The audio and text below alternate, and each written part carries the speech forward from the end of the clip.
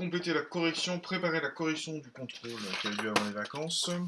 Alors là, il y a un problème dans ce raisonnement que j'ai trouvé dans plusieurs copies. Donc on a les hypothèses rappelées. N est un entier naturel et on cherche les anti-n, donc tels que n-2 divise 2n plus 3. Bon, donc première partie, aucun problème. n-2 divise n-2, n-2 divise 2n plus 3, donc n-2 divise 2 facteur de n-2 moins 2n plus 3, ce qui donne moins 7. Donc on cherche les diviseurs de moins 7, on fait une liste, et on cherche les solutions parmi les diviseurs de moins 7. Puis à la fin, ce que j'ai lu très souvent, c'est que moins 5 n'est pas un entier naturel, donc on ne prend pas en compte moins 5, donc on a 3 solutions, 1, 3 et 9. Alors, normalement, on a toujours dit, il faut faire une vérification, c'est-à-dire vérifier que ces 3 nombres-là sont effectivement solutions. Pourquoi on doit faire une vérification? Parce que ici, c'est une implication, ça n'est pas une équivalence. Certains ont écrit une équivalence, ça n'est pas une équivalence. Alors, dans certaines situations, c'est une équivalence.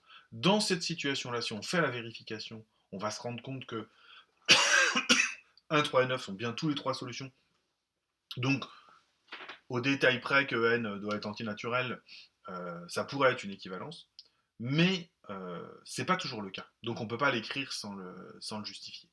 Alors on va voir pourquoi sur une autre situation qui est proche. Donc la situation, n est un entier naturel, n-2 divise 2n plus 3 et n-2 divise n plus 4. Un petit peu plus compliqué dans les calculs, mais globalement il n'y a pas une grosse différence. n-2 va donc diviser 2n plus 3 moins 2 multiplié par n plus 4, ce qui fait moins 5.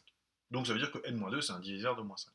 Donc si je suis le même raisonnement que précédemment, je fais mon petit tableau, j'élimine le moins 3 qui ne peut pas être solution, j'aurai 3 solutions. Alors là, pour être rigoureux, j'ai mis candidat solution. C'est-à-dire que s'il y a des solutions, elles sont là. Mais ce n'est pas forcément des solutions. On fait la vérification. Donc les 3 valeurs de n, les 3 valeurs de n-2, les 3 valeurs de 2n plus 3, les 3 valeurs de n plus 4. Et on remarque dans le tableau que pour les deux premières valeurs ici, ça marche. Moins 1 divise 5 et 5, 1 divise 9 et 3, mais 5 ne divise pas 17 et 11, donc 7 n'est pas solution. Donc ça nous dit bien que dans ces situations-là, il faut faire la vérification. Alors ça peut paraître un petit peu mécanique et énervant, mais c'est comme ça, sachant qu'on n'a finalement pas tant de calculs à faire que ça, parce qu'on n'a que 4, hein, voire 3. Et deuxième chose, ce donc-là, qui est une implication, ne peut pas être transformé en équivalence. Ça ne fonctionne pas. Voilà. On pourra détailler un peu éventuellement pourquoi